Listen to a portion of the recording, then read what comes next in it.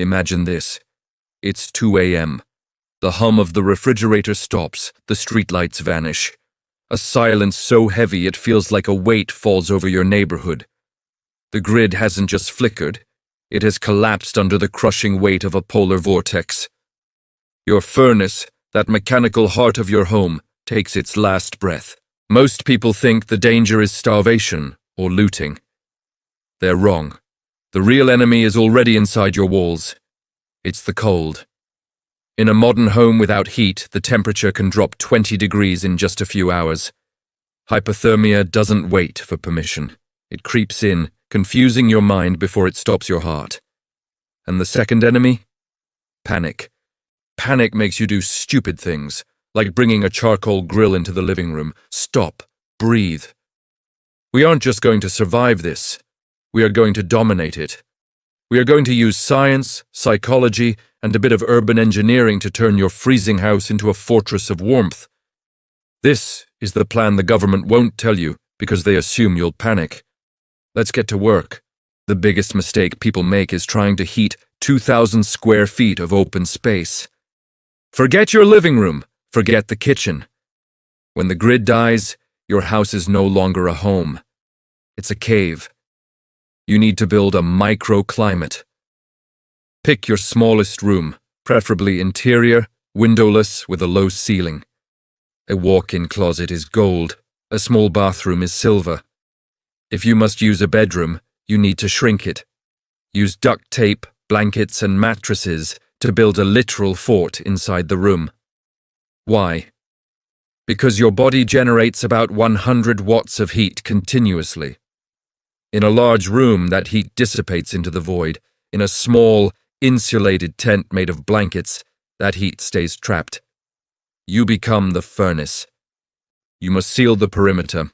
Use towels under doors, but don't stop there. Duct tape the seams of your windows. Cold air moves like water. It seeks the path of least resistance. If you have bubble wrap, spray a little water on the window glass and stick the bubble wrap to it. This creates a layer of trapped air, instant double-pane insulation for pennies. It looks ugly, but ugly saves lives. Now look at yourself. You are a biological radiator leaking heat. We need to stop the leak. Layering is key, but the order matters. First, a base layer of synthetic or wool. Never cotton. Cotton kills because it holds moisture against your skin.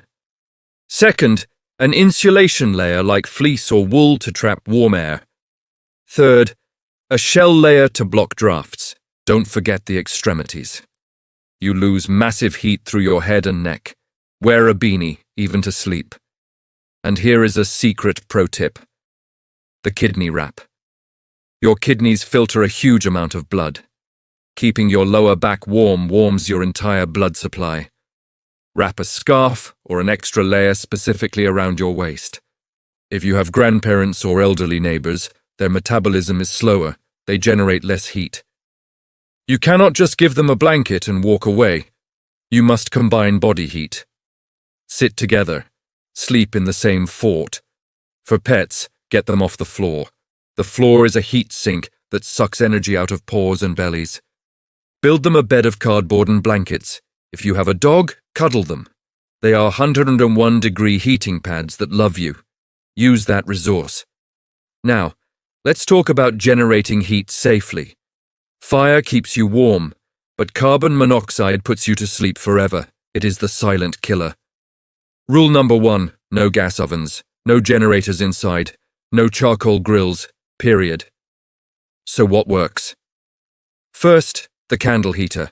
You've seen the flower pot heater on the internet. Does it work? Sort of, but only in a microclimate. Place a few tea lights on a metal tray. Invert a small terracotta pot over them, propped up on bricks for airflow, then place a larger pot over that. The clay absorbs the thermal energy and radiates it slowly, rather than letting it rise straight to the ceiling. It won't heat a house, but it can warm your hands and raise your fort's temperature by a few crucial degrees. Second, the hot water bottle hack. This is the most efficient use of fuel. If you can boil water outside on a camp stove, pour it into Nalgene bottles or quality rubber hot water bags. Wrap them in a sock. Put one between your thighs, near the femoral artery, and one under your arms. This heats your blood directly. One boil can keep you warm for 4 to 6 hours inside a sleeping bag. It is safer and more effective than an open flame. Everyone talks about drinking water. We know the drill: drain the water heater, let it cool first, and fill the bathtub. But nobody talks about the toilet. When pipes freeze, sewage stops moving. If you keep flushing, you will create a biohazard disaster in your own bathroom. Use the bucket system. If the water is out, do not flush the toilet. Line the toilet bowl or a 5-gallon bucket with a heavy-duty trash bag. Use it. Cover the waste with kitty litter, sawdust, or even dirt from the backyard to control the smell. Double bag it and store it outside. It's freezing, so it won't smell. This sounds gross, but dysentery in a grid-down scenario is a death sentence. Hygiene is survival. For your pipes, keep that drip going as long as you have pressure. If the pressure dies, shut off your main water valve and open all faucets to drain the system. This prevents the water remaining in the pipes from freezing, expanding, and bursting your walls open. Next is your food strategy. Your body is an engine. In the cold, it burns fuel twice as fast just to idle.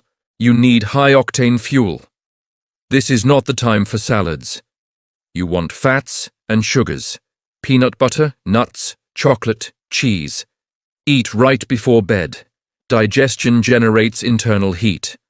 A spoonful of peanut butter or coconut oil before you crawl into your sleeping bag will keep your furnace burning through the night. And for preservation, remember, if it's freezing outside, your porch is your new freezer. Put your perishables in a cooler to protect from animals and set it outside. Don't let good steaks go to waste just because the fridge died. Finally, let's address the mind. After 48 hours of cold and darkness, the novelty wears off. The silence gets loud. Cabin fever sets in. Children get scared. Adults get irritable. You need a routine. Do not just lay in the dark waiting for the power company. Create light zones.